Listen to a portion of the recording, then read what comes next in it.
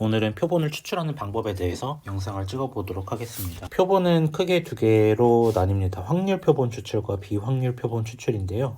확률 표본 추출 같은 경우에는 연구 대상이 표본으로 추출될 확률이 동등하다고 간주합니다. 비확률 표본 추출은 동등하지 않겠죠. 표본 추출 같은 경우에는 동등한 이유가 무작위로 표집을 하기 때문이고, 비확률 표본 추출 같은 경우에는 인위적으로 표집하기 때문에 동등하지 않다고 합니다. 동등하지 않다고 말합니다.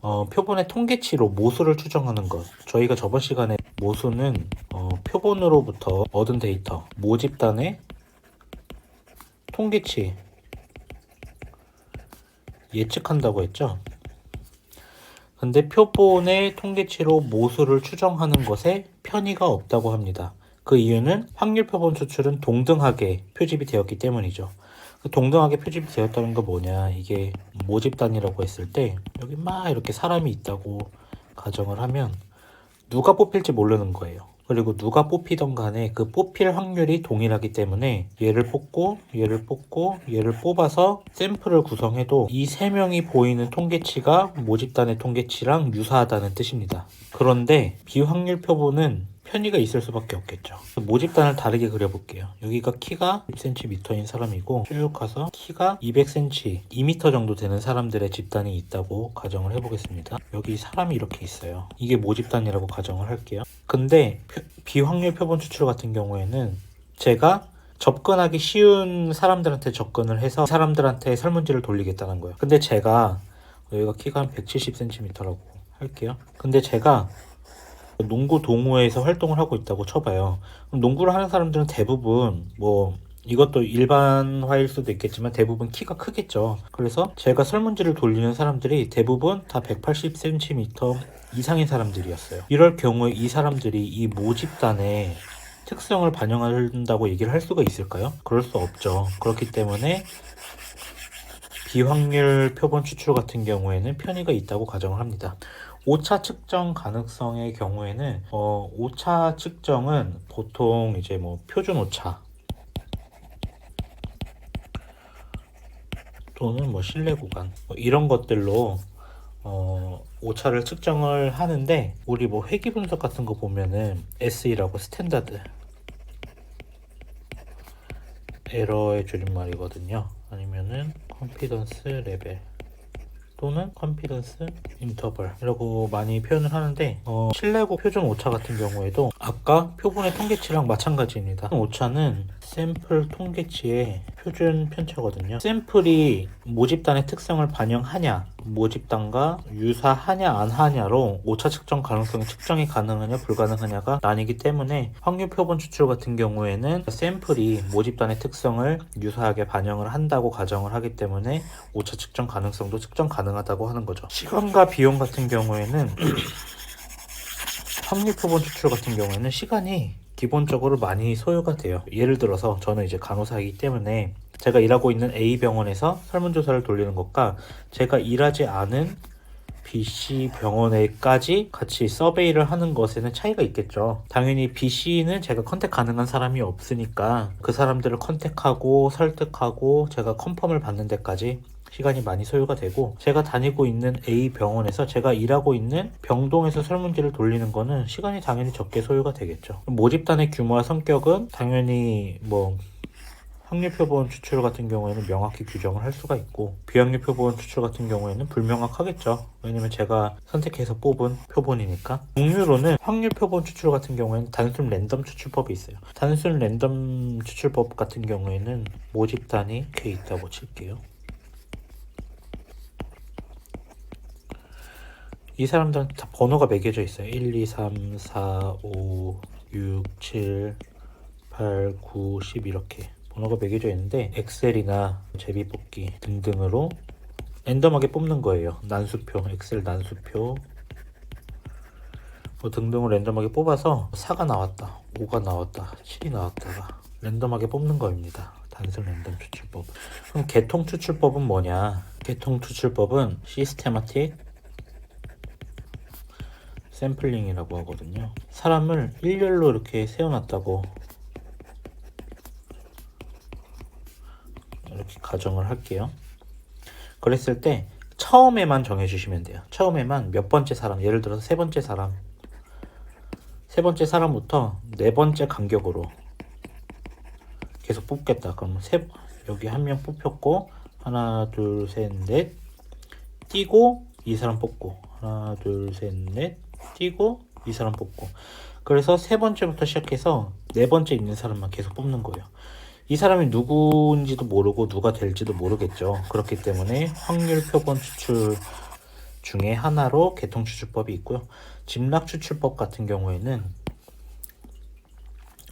짐락이 뭐 예를 들면 어떤 한 지역, 뭐 A 지역이 있을 때 A 지역이 뭐 이런 식으로 나눠져 있다고 가정을 할게요. A 지역에 A동, B동, C동, D동, E동, H동, A동. 이렇게 짐락이 군집 또는 짐락 클러스터가 있는데요. 여기서 이 A동에 사람이 100명 있는데 B동과 뭐 G동과 D동의 사람들의 특성이 크게 다를까요? 여기에 100명 사는 사람하고 여기 100명 사는 사람하고 여기 100명 사는 사람하고 뭐 특이하게 B동에는 여자만 산다더라, D동에는 남자만 산다더라, 뭐 이러지 않는 이상은 보통 이렇게 군집에서는 클러스터끼리는 유사하거든요.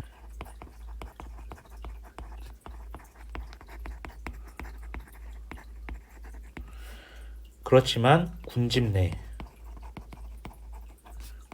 이질성은 높겠죠. A랑 B랑 비슷하지만 A 내에서의 사람들은 다 각자 특성이 다르다. 그래서 A에서 뽑겠다, D에서 뽑겠다, G에서 뽑겠다 해서 뽑는 게 짐락 추출법입니다. 층하 추출법은 예를 들어서 1학년, 2학년, 3학년, 4학년 학년에 100명씩 있어요. 근데 제가 샘플을 100명을 구성하고 싶은 거예요. 이랬을 때 1학년에서 25명, 2학년에서 25명, 3학년에서 25명, 4학년에서 25명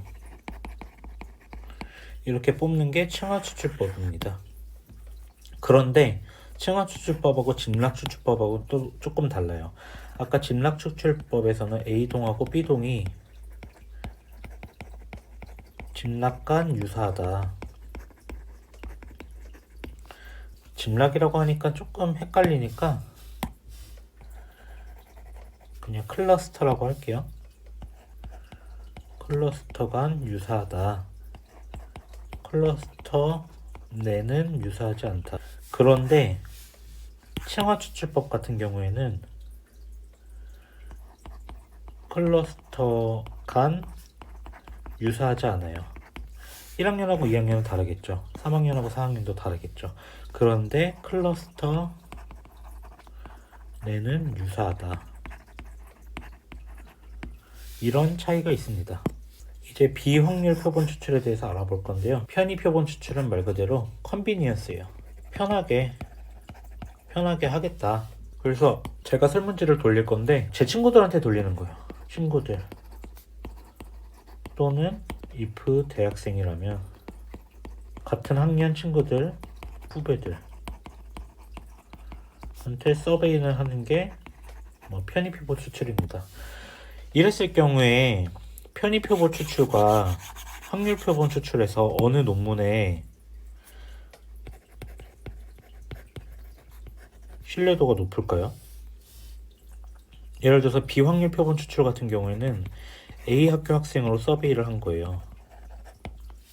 근데 확률 표본 추출에서 랜덤 추출법으로 A, B, C, D, E 학교에서 서베이를 한 거예요.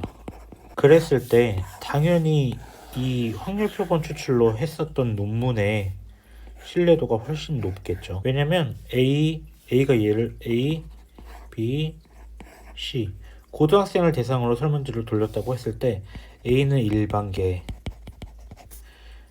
여기는 외고, 과학고, 특성화고,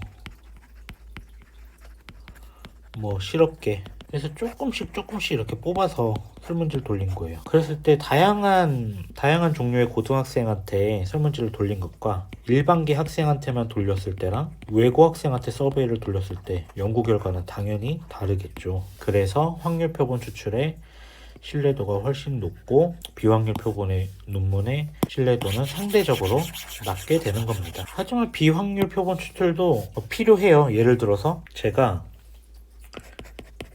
에이즈에 대해서 연구를 하고 싶은 거예요. 에이즈 환자 컨택 쉬운가요? 어렵다. 이럴 때는 그냥 공지를 딱 붙이고 에이즈 연구함 지원하세요 하고선 지원받는 게 지원자 표본 추출이에요. 근데 이거는 그러면 왜 뭐 에이즈 연구 같이 그렇게 되게 마이너한 대상자를 가지고 연구를 할 때는 당연히 지원자 표본 추출을 할 수밖에 없는데 간호대학생을 대상으로 연구를 한다고 할게요. 그래서